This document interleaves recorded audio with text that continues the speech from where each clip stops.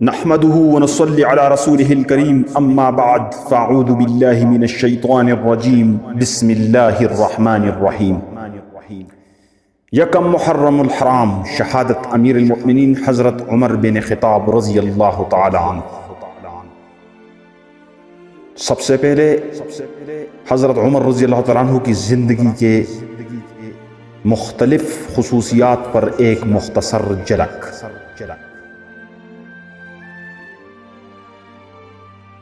اگر دیکھا جائے تو سب سے پہلے کفار کے سامنے اپنا اسلام ظاہر کرنے والے حضرت عمر، سب سے پہلے صدیق اکبر کی بیعت کرنے والے حضرت عمر، سب سے پہلے قاضی بننے والے حضرت عمر، سب سے پہلے درہ یعنی چابک کوڑا بنانے والے حضرت عمر، سب سے پہلے باقاعدہ ہجری کی تاریخ کی ابتدا کرنے والے حضرت عمر، سب سے پہلے خلیفہ جن کے دور میں بے شمار فتوحات ہوئی، تقریباً 22 لاکھ مربع میل، سب سے پہلے جلاوطنی کی سزا دینے والے حضرت عمر،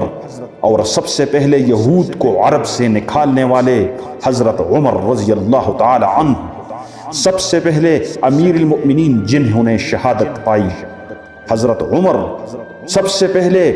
جمع قرآن کا مشورہ دینے والے، سب سے پہلے باقاعدہ جماعتی تراویح قائم کرنے والے حضرت عمر، سب سے پہلے مسجد حرام کی توسیع و کشادگی کرنے اور بیرونی دیوار بنانے والے حضرت عمر رضی اللہ تعالی عنہ، سب سے پہلے مسجدوں کو قندیل و چراغوں وغیرہ سے روشن کرنے والے حضرت عمر رضی اللہ تعالی عنہ، سب سے پہلے مسجد نبوی کا فرش پکا کرانے اور چٹائیاں بچھانے اور مسجد کی توسیع کرنے والے حضرت عمر رضی اللہ تعالی عنہ، سب سے پہلے شہروں کو تعمیر کرانے، مفتوحہ ممالک کو تقسیم کرنے اور مردم شماری کرانے والے حضرت عمر رضی اللہ تعالی عنہ، سب سے پہلے معلموں مدرسوں کے مشاہرے مقرر کرنے اور گورنروں کی تنخواہیں مقرر کرنے والے حضرت عمر رضی اللہ تعالی عنہ،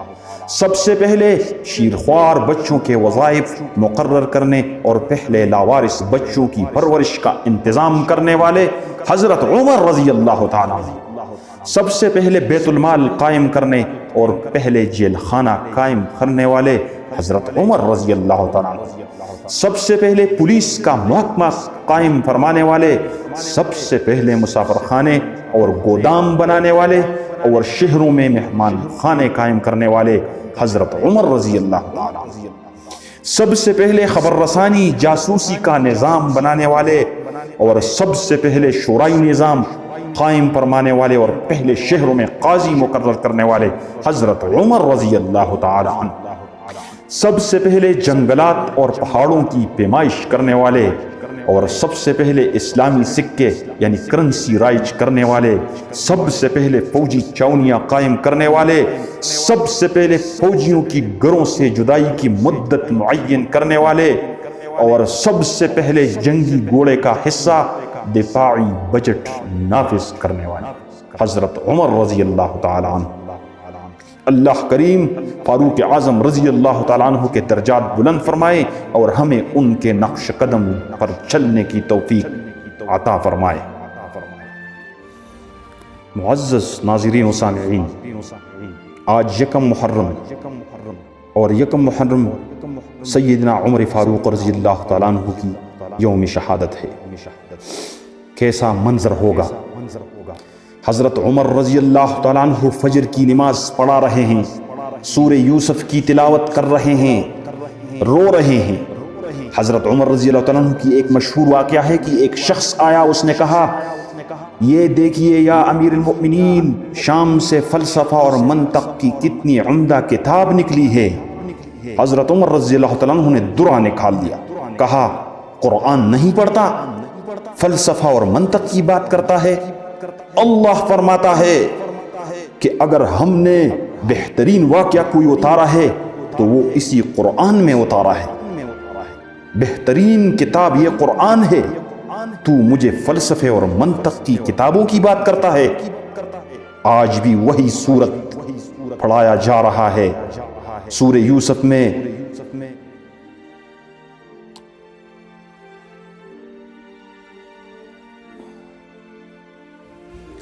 سورہ یوسف جس سورت سے محبت ہے اسی کی تلاوت ہو رہی ہے۔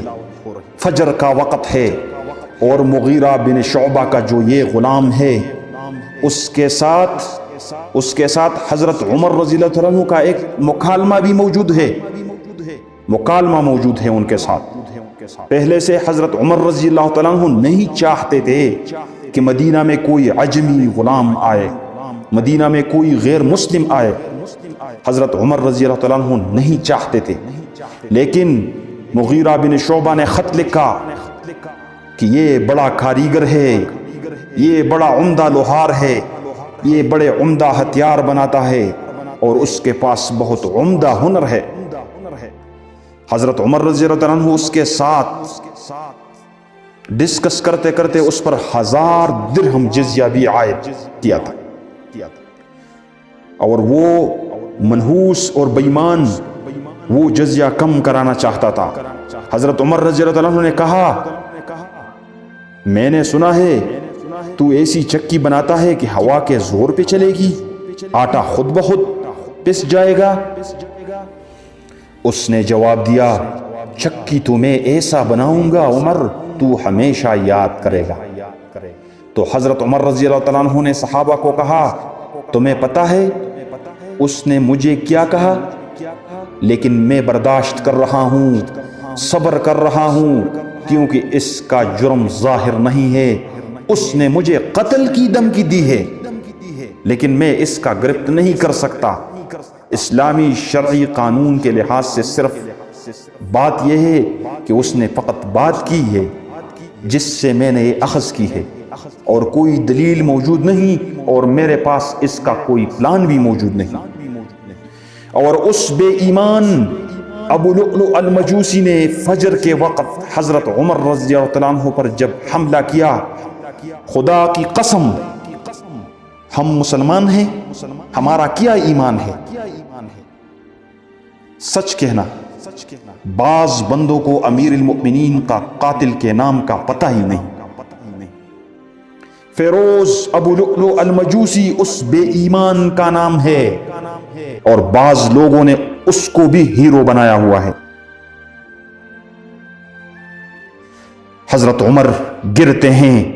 تو حضرت عبد الرحمن بن عوف نماز کو مکمل کرتے ہیں، صحابہ کو فتح ہی نہیں، صبح کا وقت ہے، مسجد میں اندھیرا ہے، اس نے تیز رفتاری سے خنجر چلایا، 13 صحابی زخمی ہوئے، 13 صحابی زخمی ہوئے، 7 اسی وقت شہید ہو گئے۔ حضرت عمر رضی اللہ عنہ نے فرمایا مجھے اٹھاؤ، کس نے میرے پر حملہ کیا؟ کہا وہ مغیرہ بن شعبہ کے غلام۔ کہا یا اللہ تیرا لاکھ لاکھ شکر ہے، عمر اس ہاتھ سے قتل ہو رہا ہے جس نے رب کبھی تجھے سجدہ بھی نہیں کیا، اللہ تیرا شکر ادا کرتا ہوں۔ اور وہ بندہ گرفتاری کے خوف سے اپنے آپ کو خود ذبح کرتا ہے، پوچھ گچھ کا موقع بھی نہیں ملا۔ حضرت عمر رضی اللہ عنہ بیٹھے ہوئے ہیں، زخمی حالت میں دودھ کا پیالہ پیش کیا جاتا ہے، دودھ کا پیالہ منہ کو لگاتے ہیں، سارے کا سارا دودھ آنتوں سے باہر آ جاتا ہے۔ فرماتا ہے وقت قریب آ پہنچا ہے۔ اس وقت حضرت عمر رضی اللہ عنہ کی کیفیت کا اندازہ کرو، اٹھتے ہیں، کہتے ہیں مجھے یہ بتلاؤ غشی اور بے ہوشی کا عالم تھا، میں نے نماز پوری کی تھی کہ نہیں؟ اللہ اکبر۔ کہا مجھے اٹھا کر بٹھاؤ۔ او بیٹھے، تم نے حضور صلی اللہ علیہ وسلم کا وہ فرمان نہیں سنا کہ میت کو گھر کے لوگوں کا نوحہ کرنے سے عذاب دیا جاتا ہے؟ اسی وقت بھی وہ تبلیغ فرما رہے ہیں، کہتے ہیں بیٹا میرے میت کے اوپر ایسے نوحے اور مرثیے کے الفاظ نہیں کہنے۔ ہاں بیٹی اگر آپ کی آنکھوں میں آنسو آ جائے تو اللہ تیرا گرفت نہیں کرے گا۔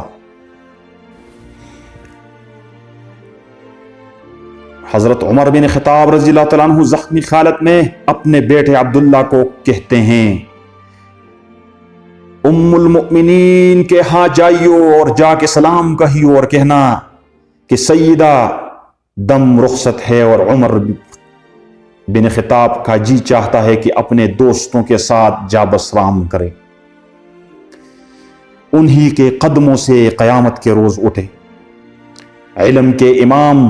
تقوی کے پہاڑ، لائق ترین باپ کے لائق ترین فرزند عبداللہ بن عمر چہرے پر ہزار غم سجائے حکم کی تکمیل کو چھل دیے۔ پھر آواز دیتے ہیں بات سنو،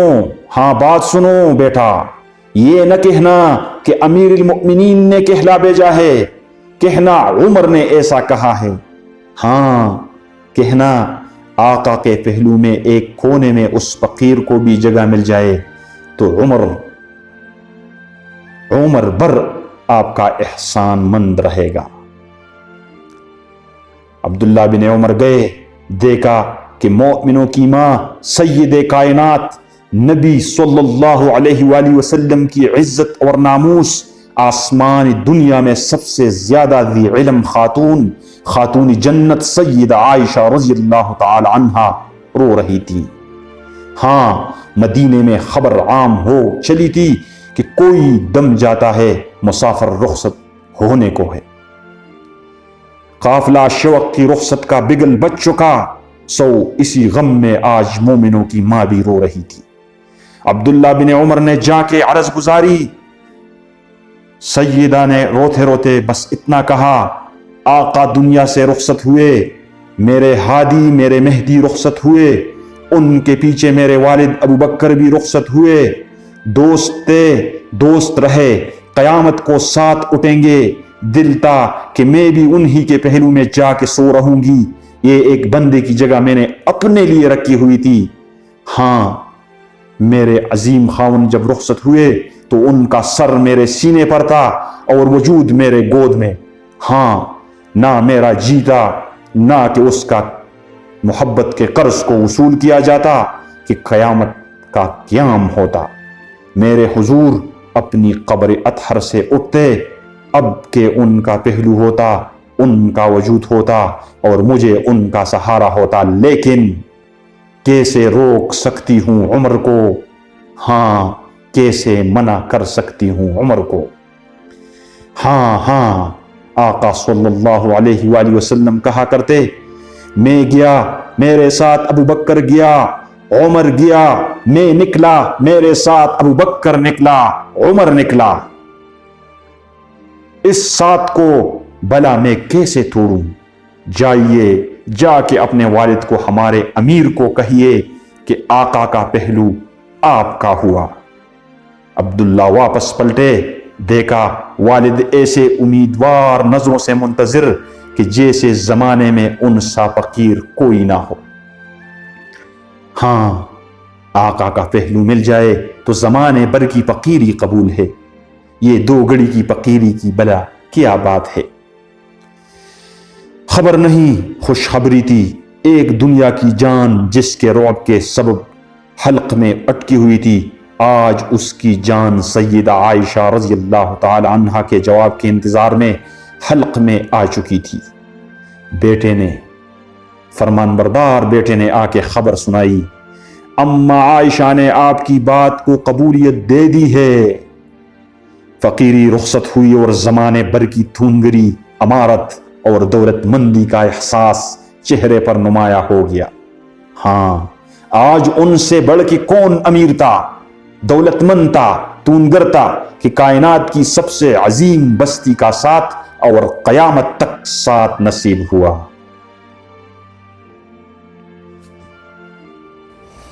اور اسی طرح آخری اوقات میں جب حضرت عمر رضی اللہ تعالیٰ عنہ کا سر مبارک حضرت عبداللہ بن عمر کے گود میں پڑا ہوئے تو فرمایا، بیٹھے میرا سر اپنے گود سے اتار کے زمین پہ رکھ دو اور میرا چہرہ یعنی گال زمین کے ساتھ ملاؤ، اور اسی ٹائم فرمایا، یا اللہ اگر تو نے عمر کو معاف نہ کیا تو عمر اور ان کی ماں ہلاک۔ اور ان آخری الفاظ کے ساتھ